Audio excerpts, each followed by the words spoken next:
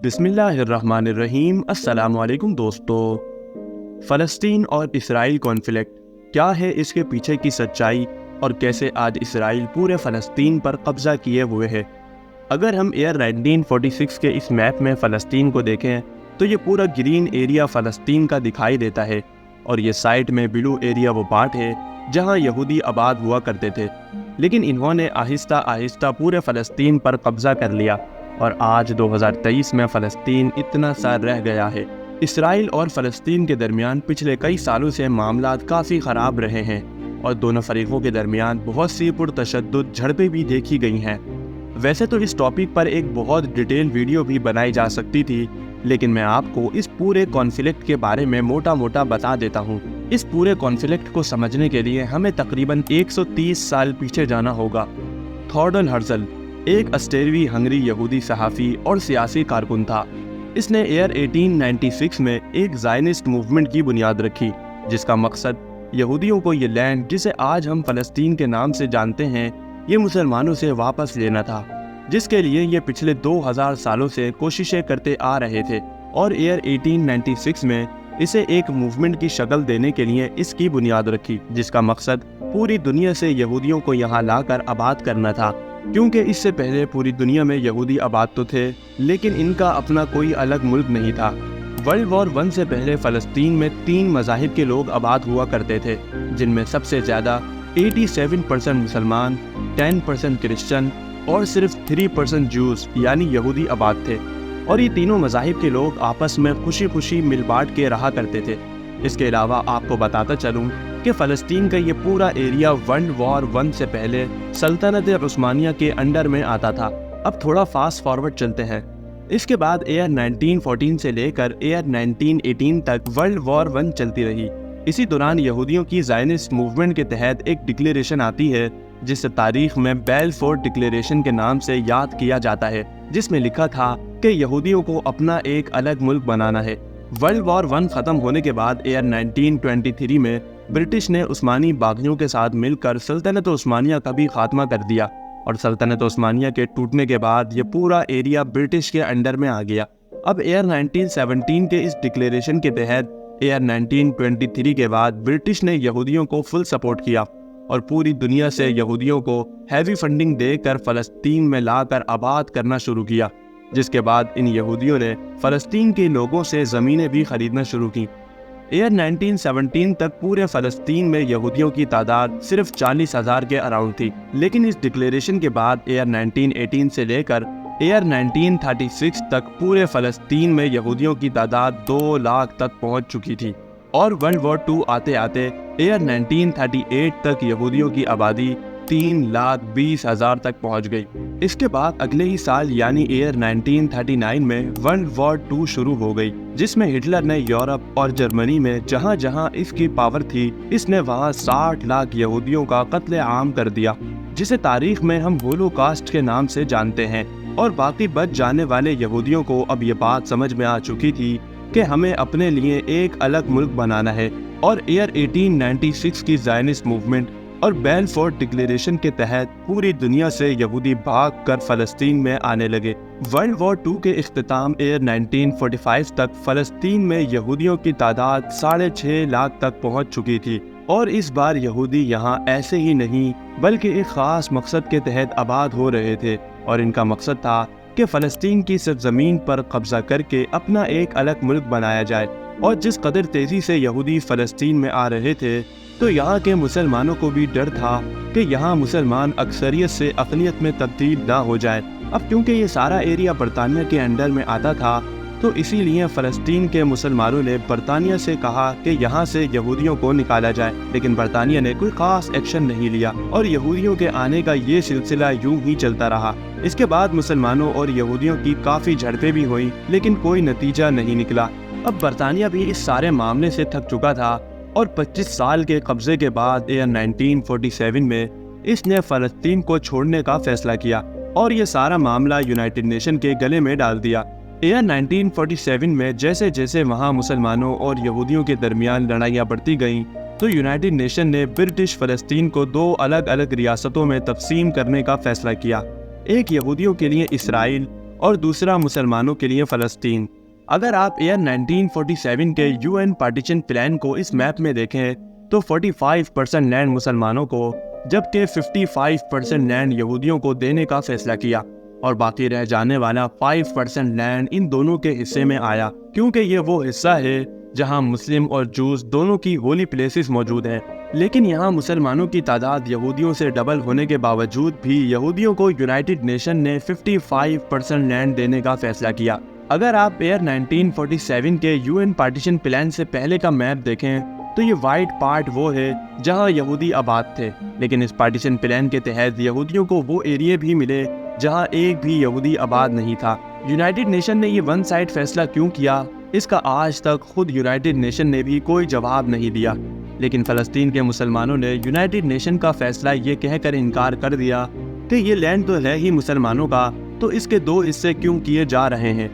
Year 1948 میں United nation نے اس فیصلے پر ووٹنگ بھی کرائی، جسے 72 ووٹ ملے۔ اس کے بعد یہودیوں نے یونائٹڈ نیشن کے اس فیصلے کو قبول کیا اور 14 مئی 1948 کو اپنے ایک الگ ملک کے طور پر آزادی کا اعلان کر کے اس کا نام اسرائیل رکھا، لیکن پڑوسی عرب ممالک نے زمین پر اس قبضے کو قبول ہی نہیں کیا، اور اسرائیل کی اس ریاستی آزادی کے اعلان کے اگلے ہی دن پہلی عرب اسرائیل جنگ کا آغاز ہوا، جس میں ایجپٹ، سیریا، عراق، جارڈن اور لبنان نے اسرائیل پر حملہ کر دیا، جبکہ دوسری سائڈ سے اسرائیل کی سپورٹ میں UK، USA، انگلینڈ اور فرانس جیسے ممالک شامل تھے۔ یہ جنگ پورے 1 سال تک چلتی ہے، اور جو اسرائیل ابھی چند دن پہلے ہی آزاد ہوا تھا وہ اپنے مضبوط اتحادیوں کی وجہ سے یہ جنگ جیت جاتا ہے، اور یونائٹڈ نیشن کے پارٹیشن پلان کے تحت 45% لینڈ جو مسلمانوں کو ملا تھا اب اس میں سے بھی کچھ علاقوں پر قبضہ کر لیتا ہے، اور باقی رہ جانے والے لینڈ پر ایک سائڈ سے جارڈن ویسٹ بینک پر آ جاتا ہے اور دوسری سائڈ سے ایجپٹ غزہ پر۔ اس طرح اسرائیل کے حصے کا 55% لینڈ بڑھ کر 78% تک پہنچ گیا۔ اس کے بعد ایئر 1967 میں سیکنڈ عرب اسرائیل وار شروع ہوتی ہے، جو کہ پورے 6 دن تک چلتی رہی، جس میں اسرائیل نے ایجپٹ، جارڈن اور سیریا کو ایک بار پھر سے بری طرح سے شکست دی، اور اس جنگ کے اینڈ تک اسرائیل پورے فلسطین کو اپنے انڈر میں لے چکا تھا، اور اس کے علاوہ اسرائیل ایجپٹ میں اس قدر اندر تک گھس چکا تھا کہ پورا پیننسولا کا ایریا بھی اپنے انڈر میں لے لیتا ہے۔ اب فلسطینیوں کے پاس اپنا کوئی الگ ملک نہیں بچا تھا جہاں وہ آزادی کے ساتھ رہ سکیں، اسی لیے انہوں نے ایک آرگنائزیشن بنائی جسے PLO کا نام دیا، یعنی پیلسٹائن لبریشن آرگنائزیشن۔ اس آرگنائزیشن کا بنیادی مقصد اسرائیل سے اپنا چھینا ہوا لینڈ واپس لینا تھا، جس کے لیے انہوں نے ہتھیار بھی اٹھائے۔ اسی چیز کو دیکھتے ہوئے امریکہ اور اسرائیل نے اس آرگنائزیشن کو ایک ٹیررسٹ آرگنائزیشن ڈکلیئر کر دیا، لیکن وہیں کئی ممالک ایسے بھی تھے جو اسے ایک ریولیوشنری آرگنائزیشن ہی سمجھتے تھے، جو کہ اپنے ملک کی آزادی کی جنگ لڑ رہی تھی۔ لیکن پھر ایئر 1974 میں PLO کو یونائٹڈ نیشن میں آفیشلی ریکگنائز کر لیا جاتا ہے۔ اس کے بعد ایئر 1978 میں اسرائیل اور ایجپٹ کے درمیان بھی معاملات حل ہو جاتے ہیں، اور ایجپٹ وہ پہلا ملک بنتا ہے جو اسرائیل کو آفیشلی قبول کر لیتا ہے، جس کے بدلے اسرائیل ایجپٹ سے چھینا ہوا پورا پیننسولا کا ایریا واپس کر دیتا ہے۔ اسی دوران یہودی ویسٹ بینک کے ایریا میں بھی جا کر آباد ہونے لگے، کیونکہ اس وقت ویسٹ بینک اور غزہ یہ دونوں ایریا پر اسرائیل ہی کا قبضہ تھا۔ جب اس بات کا علم انٹرنیشنل کمیونٹی کو ہوتا ہے تو وہ اسرائیل کو ایسا کرنے سے روکتے ہیں، کیونکہ ایئر 1947 کے UN پارٹیشن پلان کے تحت یہ پورا ویسٹ بینک کا ایریا فلسطین کا تھا، جس پر اب اسرائیل قبضہ کر کے بیٹھا ہوا تھا، اور اس نے یہ لینڈ فلسطین کو واپس دینے سے صاف انکار کر دیا۔ اس کے بعد ایئر 1987 میں غزہ میں اسرائیلی ملٹری 4 فلسطینیوں کو مار دیتی ہے، اور جو فلسطینی پہلے ہی کافی غصے میں تھے اب وہ بے قابو ہو کر اسرائیل کے کیمپوں پر حملہ کر دیتے ہیں، اور اسرائیل کے خلاف کافی وائلنس بھی دیکھا جاتا ہے۔ اس پورے وائلنس کو روکنے کے لیے اسرائیل اپنے 80,000 سے زیادہ فوجی غزہ میں ڈپلوائے کر دیتا ہے، اور دیکھتے ہی دیکھتے یہ سارا معاملہ ایک لڑائی کی شکل اختیار کر لیتا ہے۔ PLO اور اسرائیل کے درمیان یہ لڑائی 6 سال تک چلتی رہی، جس میں کئی فلسطینی شہید بھی ہوئے۔ آپ کو بتاتا چلوں کہ جب یہ لڑائی چل رہی تھی تو اس وقت غزہ میں ایک اور آرگنائزیشن تھی جسے اخوان المسلمین کے نام سے جانا جاتا تھا۔ یہ آرگنائزیشن PLO کی طرح لڑائی میں حصہ نہیں لیتی تھی، بلکہ یہ وہاں پیسفلی کام کرتی تھی، لیکن اس لڑائی کے دوران اس آرگنائزیشن پر بھی کافی پریشر تھا کہ اسرائیل کو جواب دیا جائے، اور اسی سال ایئر 1987 میں اخوان المسلمین 2 حصوں میں ڈیوائیڈ ہو جاتی ہے، جس کے دوسرے حصے کو آج ہم حماس کے نام سے جانتے ہیں۔ حماس نے اس لڑائی میں اسرائیل کو کافی نقصان پہنچایا، جس سے اسرائیل پہلی بار کافی پریشان ہونے لگا۔ اس کے بعد ایئر 1993 میں PLO اور اسرائیل کے درمیان پیس ٹاکس ہوتی ہیں، اور 13 ستمبر 1993 کو وائٹ ہاؤس میں یہ دونوں ایک ایگریمنٹ سائن کرتے ہیں، جس کے تحت فلسطین کو ویسٹ بینک اور غزہ کا ایریا واپس کر دیا جاتا ہے۔ لیکن مسئلہ یہ تھا کہ اب تک ویسٹ بینک میں کافی یہودی آباد ہو چکے تھے، اور ان یہودیوں کو اب وہاں سے نکالا بھی نہیں جا سکتا تھا۔ تو اس مسئلے کو کچھ اس طرح سے حل کیا گیا کہ پورے ویسٹ بینک کے 3 حصے کیے گئے۔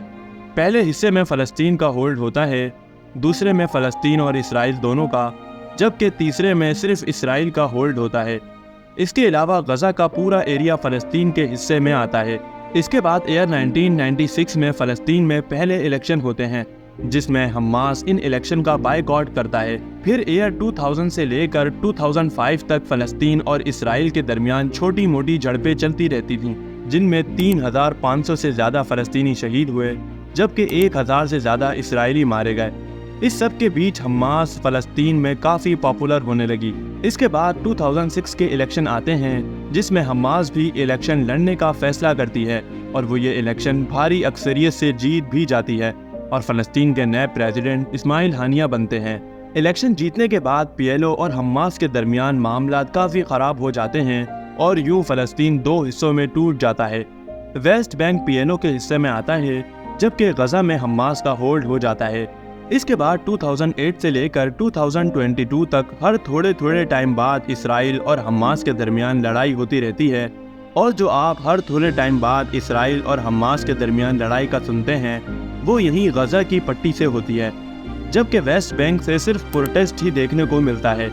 اس کے علاوہ کئی ممالک ایسے بھی ہیں جو حماس کو ایک ٹیررسٹ آرگنائزیشن سمجھتے ہیں، جن میں کینیڈا، یورپ، اسرائیل، جاپان، آسٹریلیا، امریکہ اور یونائٹڈ کنگڈم جیسے ممالک شامل ہیں، جبکہ کئی ممالک ایسے بھی ہیں جو حماس کو ایک ریولیوشنری آرگنائزیشن سمجھتے ہیں، جن کا ماننا ہے کہ یہ آرگنائزیشن اپنی آزادی کی جنگ لڑ رہی ہے، جن میں Brazil, China, Egypt, Iran, Norway, Qatar, Russia, Syria اور ترکی جیسے ممالک شامل ہیں۔ اس کے علاوہ حماس کو کئی عرب ممالک میزائل، ویپنز اور بھی ایکوپمنٹ سپلائی دے کر سپورٹ کرتے ہیں، جن میں ایران سر فہرست ہے۔ اور اس طرح یہ لڑائی 7 اکتوبر 2023 کو صبح 6:30 پر ایک بار پھر سے شروع ہوئی، جس میں حماس نے اسرائیل پر صرف 20 منٹ میں 5000 سے زیادہ راکٹ فائر کر کے اس لڑائی کا آغاز کیا۔ اس کے علاوہ ان کا ایک گروپ غزہ بارڈر پر لگی اس فینس کو بلڈوزر کی مدد سے ہٹا کر اسرائیل میں داخل ہوا، دوسرا گروپ پانی کے راستے سے اندر تک گھسا، جبکہ تیسرا گروپ بائی ایئر موٹر گلائڈر کے ذریعے اندر تک پہنچا۔ لیکن سوال تو یہ ہے کہ کیا اسرائیل اتنے بڑے آپریشن سے بے خبر تھا، یا اس کو پتہ ہونے کے باوجود اس نے کوئی ایکشن نہیں لیا؟ امید ہے کہ آپ کو آج کی یہ ویڈیو بھی بے حد پسند آئی ہوگی۔ ویڈیو پسند آئی ہو تو ویڈیو کو لائک کریں، اور اگر ابھی تک ہمارے چینل کو سبسکرائب نہیں کیا تو چینل کو سبسکرائب کر کے بیل آئیکن پر ضرور کلک کریں۔ ملتے ہیں ایک اور نیو ویڈیو کے ساتھ، تب تک کے لیے اللہ حافظ۔